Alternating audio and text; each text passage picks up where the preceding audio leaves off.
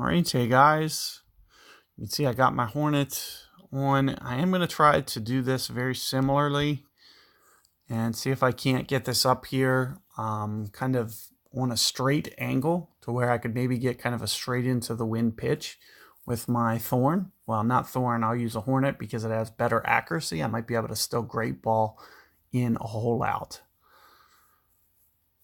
So we'll see here. You already saw my layup, and if I was to do that with a Wind 5, I'd probably give myself a very good holeable opportunity for a eagle.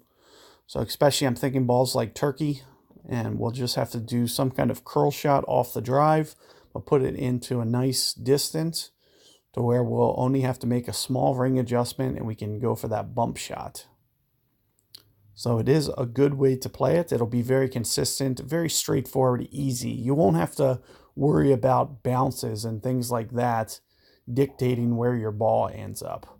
So that's one of the nice things about going over to this right, especially if you use a Wind 5, get that wind down. It's going to give you a nice bump shot that'll play consistent and no real power or anything. And you won't have to worry about inconsistent bounces, stuff like that.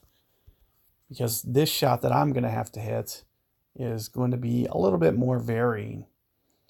So I do expect kind of the full bullseye here. I may go one extra. So I'm somewhere in here. Just like one full target. You can even see that I'm kind of backing off the power. I want it to land just a tiny bit short if possible to kind of stay out of that rough. So let's see. This is the thing, is it's not rolling out far enough to be a straight wind. And that's one of the reasons that I didn't like this shot to begin with. Maybe with an Epoch 7, you can get it up there a little bit farther. But I also didn't get that nice rollout. I did get the checkup bounce. But you can never guarantee that, it's going to run out and you're going to get that nice long rollout. It either does one or the other, and you can't always be consistent and guarantee that you're going to get the nice rollout every time. But what I would recommend is the bump. And especially if you have the Wind 5, it's really going to give you a good opportunity at the eagle here. And if you need to see that rough bump, do check out my other video, as that's the shot that I went for. It's going to be a lot less holeable when you go for a fairway hop, because you have to play so much more wind effect. It's a nice thing about the rough bump is it's very minimal on the wind effect.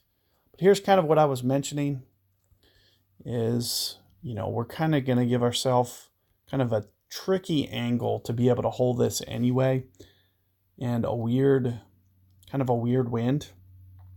So I will be pulling up towards max. So in terms of my ring adjustment, I'm thinking a substantial one. I'm going to go at least 16 rings here, which is a little bit of an overplay, maybe even just a little bit more. 16 to 17, even uphill. I guess still going to require a substantial ring play here. So even there, it's still a little bit light. And it just shows you how tough that pitch is going to be, especially if you're on a little bit of the shorter side. So do keep that in mind going for that direction, but I at least wanted to kind of tackle it and discuss it. But, just try to figure out what works for you, and good luck there.